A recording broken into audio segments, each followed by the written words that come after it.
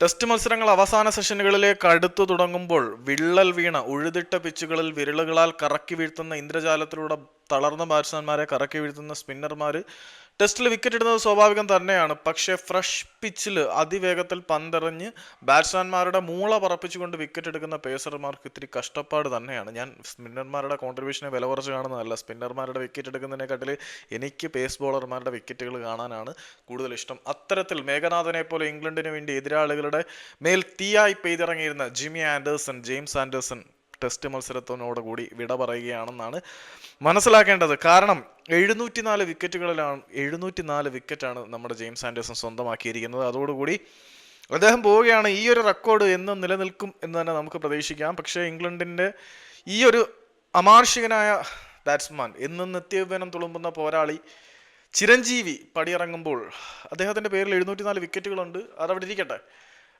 പക്ഷെ അദ്ദേഹം ഇംഗ്ലണ്ട് ടീമിനോടൊപ്പം തന്നെ തുടരും എന്നാണ് പുള്ളി ഇന്ന് പറഞ്ഞിരിക്കുന്നത്. കാരണം എന്താണെന്ന് വെച്ചാൽ വരാൻ പോകുന്ന കാലഘട്ടത്തിൽ ഇംഗ്ലീഷ് പേസ് യൂണിറ്റിന് വേണ്ട സഹായങ്ങളെല്ലാം ചെയ്യാൻ അദ്ദേഹം ടീമിനോടൊപ്പം ഉണ്ടായിരിക്കും.